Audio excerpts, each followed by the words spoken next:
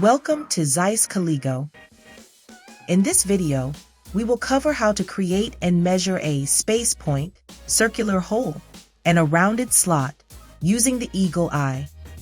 If you want to try Zeiss CALIGO, take a look at the description below. There you'll find links to download the software, request a free trial, and download training data. Now that we have gotten that out of the way, let's hop in the software. We will begin by opening up the CALIGO training session that was included in the training data for the starter guide. Next, we will load the appropriate feature templates and toolbox for optical measurements. This can be done by right-clicking on one of the categories for the toolbox and selecting Settings. Then we'll select Load and open the toolbox for optical measurements that was included in the training data. Toolbox_E. If your toolbox doesn't appear as it shows here, please reference the video, Configuring Measuring Templates in CALIGO, for more information. Now that our toolbox is loaded, we'll set the tool an appropriate angle for measuring our features in our controller window. CALIGO will automatically apply the active tool and its angle to the measurement strategy of newly created features. In our case, we will select the tool to be EE_1 from the drop-down menu and set the A angle to 90 degrees, the B angle to 90 degrees, and the C angle to 0 degrees. Then select the icon to the right of the angles to apply the angle change.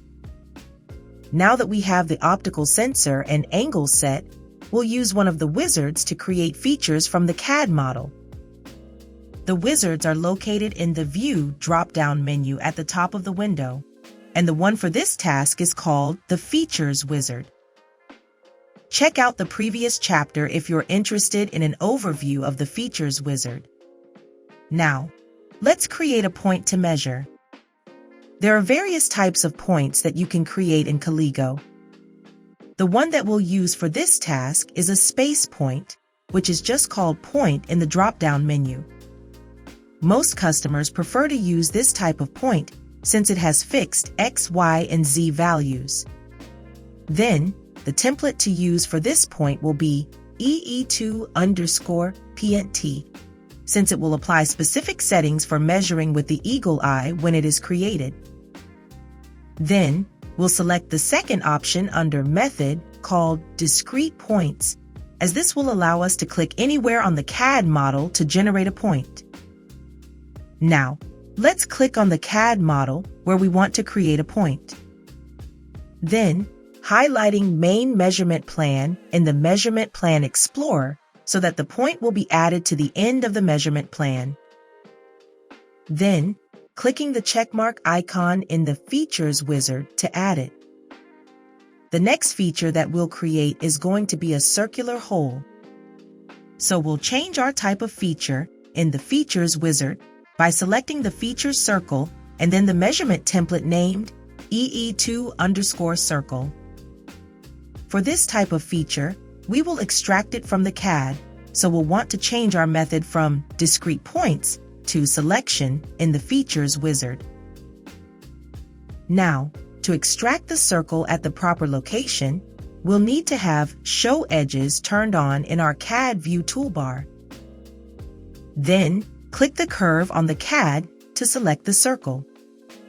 We'll add it to the end of the measurement plan by clicking on Main Measurement Plan in the Measurement Plan Explorer window, then click the checkmark in the Features Wizard to add it.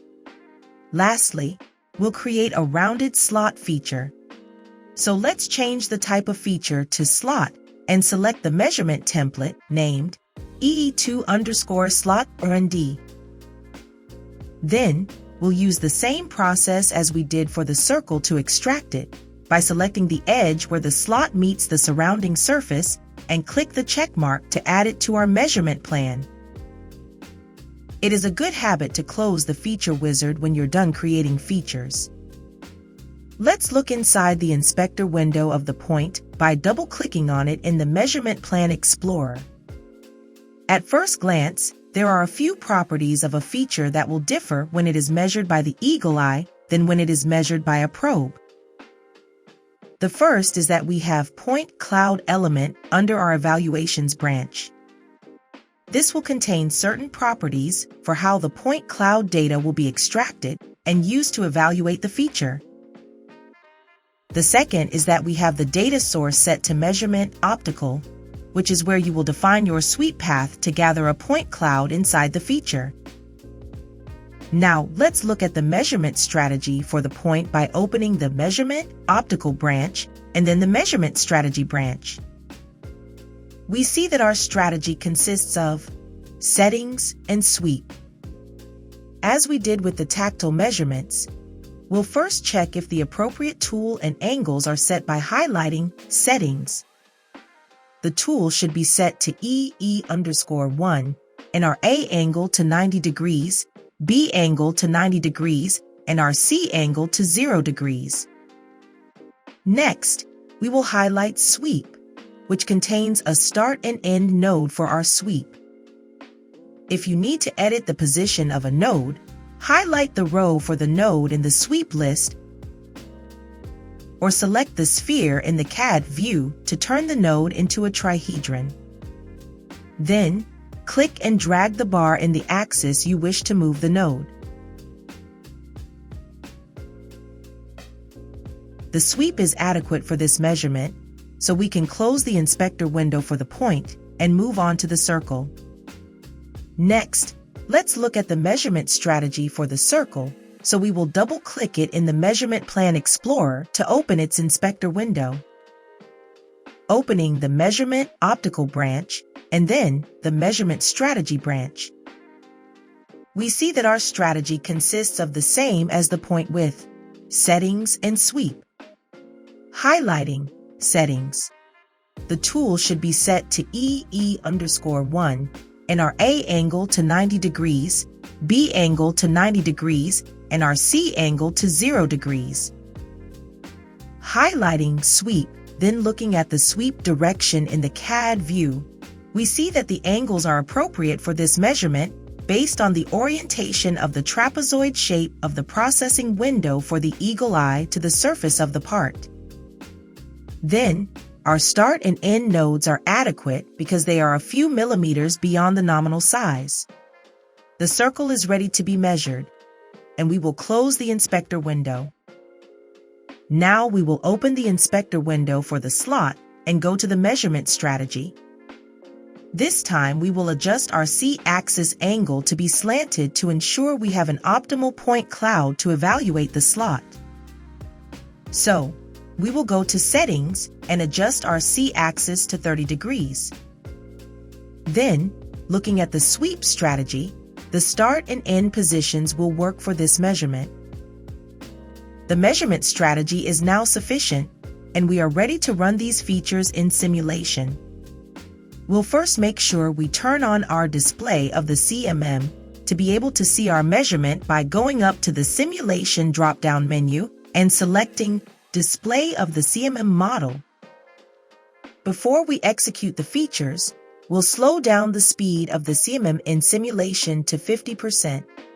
This can be done by left-clicking in the CAD view window and then using the page down key to slow down the speed. We are now ready to run each feature in simulation. We'll start with the point feature by right-clicking on it in the Measurement Plan Explorer and selecting Run. Now, in order to initiate the CMM to run in CNC, we'll select the Play button in the dialog prompt window.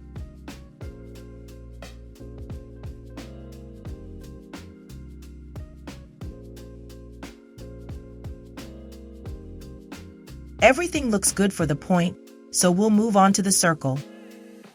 Doing the same steps, we'll right-click on the circle in the Measurement Plan Explorer and select Run. Then click on the play icon to run it in CNC.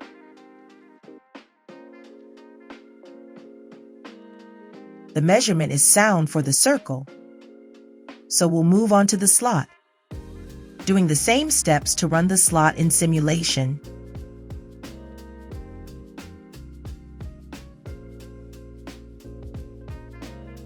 We see that all three features were measured in simulation successfully. This will conclude this video on creating measuring elements using the EagleEye in CALIGO. To learn how to evaluate a measurement plan, make sure to check out the video, Evaluate Measuring Data in CALIGO session. And if you're looking for a more comprehensive training, check out the Zeiss CALIGO Basic Training. You'll find the link in the description below.